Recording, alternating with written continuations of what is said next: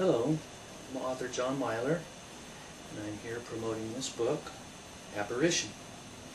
The cover graphic isn't much. There isn't one. But don't judge a book by its cover. This book is about a man whose wife had been killed in an auto accident, and in a fit of despair, he commits suicide, or at least he tries, and he fails. And he ends up becoming paralyzed and brain damage to some extent, because he can't even talk or move his face around. All he can do is breathe, pretty much, and blink his eyes. When Simon, the main character of the story, wakes up from a coma, he discovers that he can't talk. All he can do is blink his eyes, and needless to say, he's very frustrated. He's put in a room, and he's pretty much left there with his imagination, which over an entire year he has nothing to do but lay there and imagine. So he decides to imagine his wife standing at the foot of his bed. Over time, his imagination grows so powerful that he almost can't tell the difference between his imagination and reality, and he actually thinks that his wife is standing at the foot of his bed. This changes after about a year, when he notices that when he wakes up in the morning, he actually sees his wife as a physical, real person standing at the foot of his bed. He thinks it's his imagination. He thinks that it's something that's an image that only he can see, until, of course, somebody else sees it. Then everything starts changing. Where I got my inspiration for this idea that he can create, that it's possible to create an image that other people could see, came from Hindu literature. There's something called a tulpa.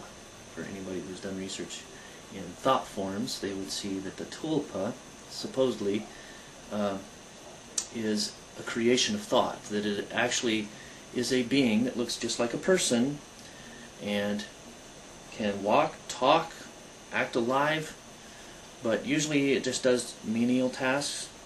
But the Hindus, apparently in the advanced stages or whatnot, were capable of creating beings that were called tulpas, that were beings created out of pure imagination. That's where I got the inspiration for this image that he created. Where the story becomes really interesting is one night during an electrical storm. The lights are kind of flickering on and off. His wife appears at the foot of his bed again, but this time it's at nighttime.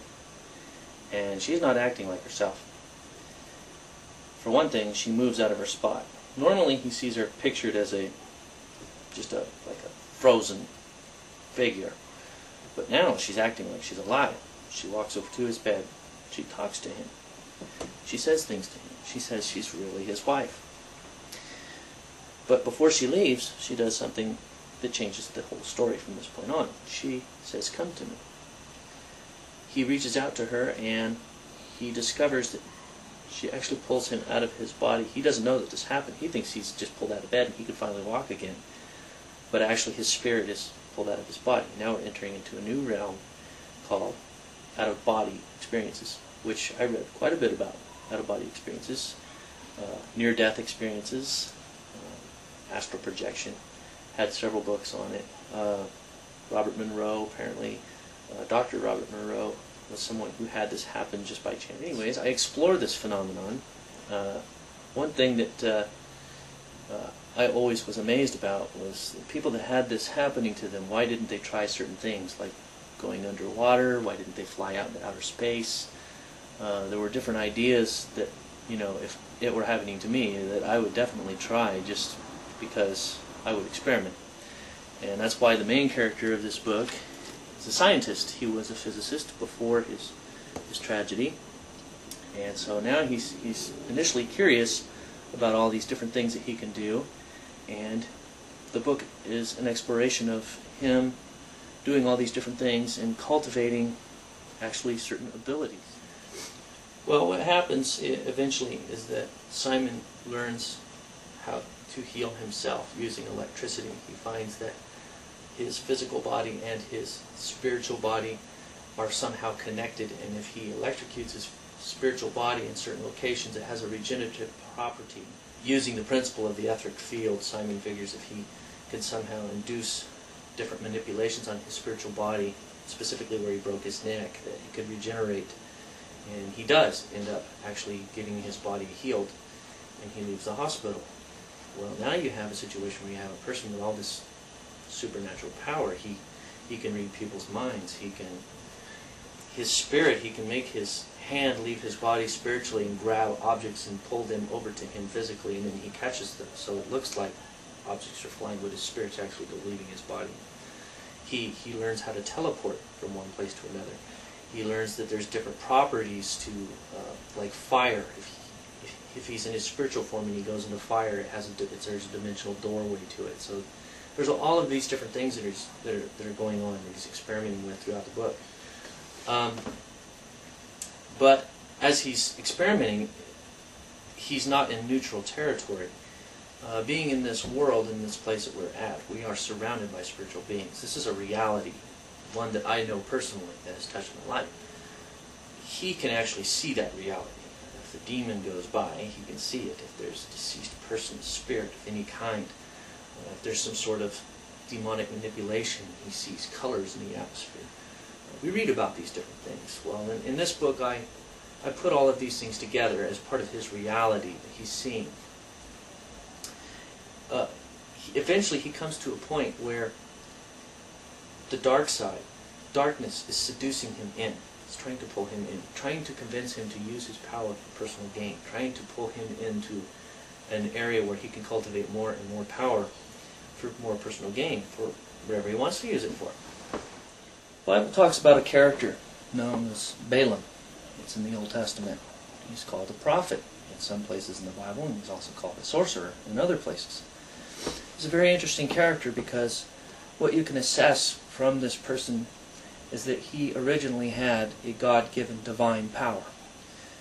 Scripture says that when he blessed people, they were blessed. When he cursed people, they were cursed. The only thing is, people paid him to bless people, and people paid him to curse people. So he had supernatural abilities of some sort, and they were very tangible. He was paid to put a curse on the nation of Israel as they were sojourning through the wilderness. He went to the top of a mountain where we all know about the story of Balaam's donkey. There was an angel there that was going to kill him. The donkey stopped. He started beating his donkey because it was acting up, and the donkey actually speaks. The angel opened the donkey's mouth so he could speak. The donkey said, "Why are you beating me? I just saved your life. There was an angel there. He was going to kill you." Well, what turns out happening is that God speaks to Balaam, this prophet, and tells him not to curse Israel, but to bless Israel. So he's kind of under obligation. He has to bless Israel, even though he's paid to curse them.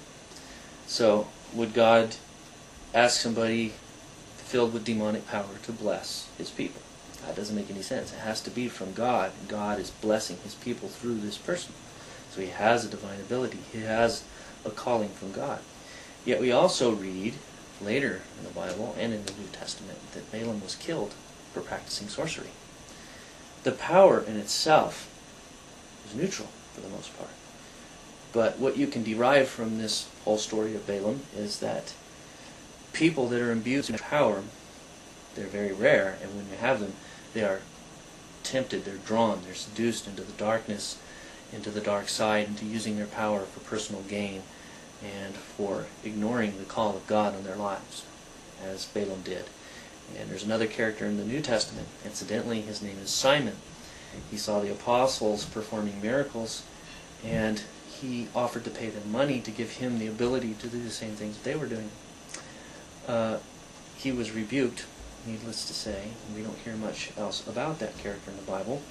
But from these two people, who the Bible talks about, that had supernatural power, I take this character in this book, Simon, and I explore what would happen to someone, and he is enticed by the darkness. He's seduced into the darkness to using his power for personal gain and into confronting different things, and he eventually ends up having to confront his demons, both literally and figuratively. So I hope that you would consider reading this book. It's on my website as a free download, www.eaglestarprophecy.com, and I hope you enjoy it. I'm also considering converting this into a screenplay or paying a company to convert this into a screenplay. I would really love to see this become a movie because I think it would be a fantastic movie. But for now, if you want to read it, go to my website, eaglestarprophecy.com, and you can download it for free, or you can pay for a hard copy or a paperback, just like this one. Your choice, and I hope you enjoy.